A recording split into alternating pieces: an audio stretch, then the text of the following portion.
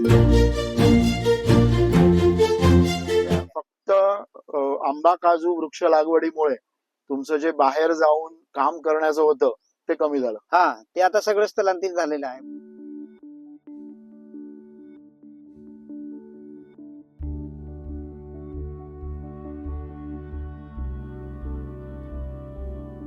नमस्कार, नमस्कार sir. Me Sameer Athawale. Shop for change fair trade या संस्थेकडनं आपण जेव्हा शेतकऱ्यांना झाडांची लागवड करतो तर त्यातल्या एका शेतकऱ्याला मी आज भेटायला आलेलो आहे. तर तुमची ओळख दादा करून द्या. माझी ओळख तुम्हाला पहिल्यांदा करून देतो. मी परशुराम भाऊ जाधव, राहणार आळेचीमेट, पोस्ट देहरा, तालुका जव्हार, जिल्हा पालघर.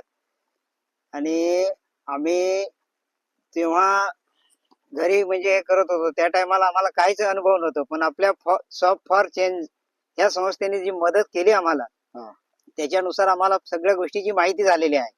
माहिती झाल्यानंतर आम्ही झाडं कशी लागवड करायची, काय करायचं, हे सगळ्या गोष्टी तुमचे जे ऑफिस स्टॉप आहेत ह्या लोकांनी आम्हाला शिकवलं. आणि शिकवल्यानंतर आम्ही त्या पद्धतीने लागवड केली. आज त्या पद्धतीने आमचं जे उपजीविका आहे ती आमची झाडांची जी फळ काढतो त्याच्यावरती आमची उपजीविका भागवतो. किती तुमच्याकडे झाडे आहेत आता? काजू आहे? हो सर, माझ्याकडे आता सध्या तरी अवेलेबल म्हणजे माझी सगळीच झाडं जवळजवळ 250 पर्यंत झाडं आहेत. अच्छा. आणि तुम्हाला आता त्याच्यातनं उत्पन्न चालू झालं का? हो सर, मला आता उत्पन्न चालू झालं. कशातनं? काजू मध्ये झालंय, आंब्यामध्ये झालंय, दोन्ही ह्याच्यात उत्पन्न चालू झालं. साधारण ठीक आहे, आता पुढे मागे होत असेल, पण आता मागच्या वर्षी किती उत्पन्न मिळालं म्हणजे या एप्रिल मे महिन्यात? एप्रिल मे महिन्यात माझं जवळजवळ मी साधारण तरी 1-1.5 क्विंटल बिया विकल्या. आणि आंबे ह्या वर्षी जास्त आलेले नाही, त्याच्यामुळे खाण्यापुरतेच झाले. बरं. तर ते मला जवळजवळ इकडे तिकडे असं सांगायला हरकत नाही की 20-25 हजारापर्यंत उत्पन्न त्याचं मिळालेलं आहे. सो म्हणजे आता ह्याच्या पुढे हे उत्पन्न जे आज 20-25 हजार आहे ते कुठे 50,000-70 हजारापर्यंत होऊ शकतं. हो सर. आणि आंबा पण अजून झाला व्यवस्थित तर तुम्ही लागभर उत्पन्नापर्यंत 2-3 वर्षानंतर पोहोचू शकाल आरामशीर. नक्की. 2-3 लाख रुपये म्हणजे आम्हाला जे काही बाहेर कमावायला जायचं त्याच्यापेक्षा आता घर बसले सगळ्या गोष्टी आमच्या म्हणजे फक्त आंबा काजू वृक्ष लागवडीमुळे तुमचं जे बाहेर जाऊन काम करण्याचं होतं ते कमी झालं. हा, ते आता सगळं स्थलांतरित झालेलं आहे. म्हणजे आम्ही आमचे सगळ्या ज्या काय शिक्षणाच्या गरजा, पोरांच्या सगळ्या गोष्टी ज्या आहेत त्या आम्ही या गोष्टीनुसार आमचे भागवल्या जातात.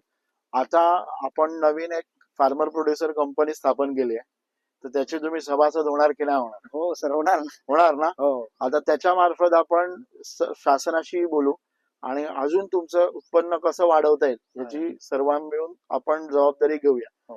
पण ह्यात तुम्हाला काय वाटतं, आमची संस्था सगळ्या तुमच्या आदिवासी विभागात जेव्हा काम करते तेव्हा आमचा संस्थेचा जो उद्देश आहे की तुम्ही हे केलं पाहिजे आणि आम्ही तुम्हाला संसाधनं देतो. म्हणजे आम्ही तुम्हाला कुदळ, फावडा, गमेली दिली, पाण्याची टाकी दिली, तर हे देणं चांगलं आहे की पैसे देणं चांगलं आहे? नाही सर, हे देणं चांगलं आहे. माणसाला नेमकं कसं आहे, आता जो शेतकरी ज्याला अनुभव नाही तो काय सांगतो मला पैसे पाहिजेत, पण ज्याला अनुभव आहे तो म्हणतो नाही मला साधन पाहिजे. कारण काम मेहनत करून ते गोष्टीच्या याच्यात पुढे जावं लागतं.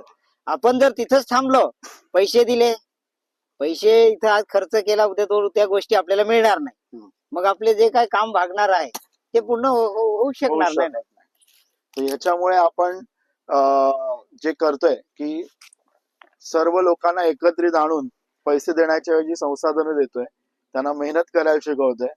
त्याच्यामुळे आता तुमची पुढची पिढी आहे ती तुम्हाला इथे बसून पैसे कमावण्याचं साधन उपलब्ध करू शकेल असं वाटतंय? हो सर.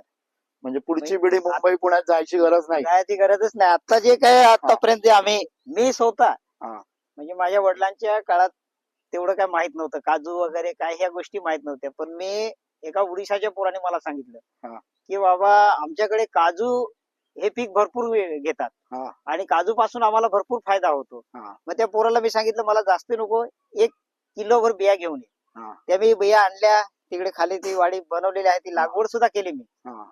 पण ते नेमकं काय झालं, आता कसे सुधारित जाती निघाल्या, त्याच्यामुळे जी काय झाडं लागवड झालेली आहे त्याच्यापासून एवढं उत्पन्न नाही. पण जे आता आपण झाडं दिलेली आहेत संस्थेकडनं जी झाडं मिळाली त्या झाडापासून मला भरपूर उत्पन्न मिळालंय. 2019-20 कधी दिली झाडं?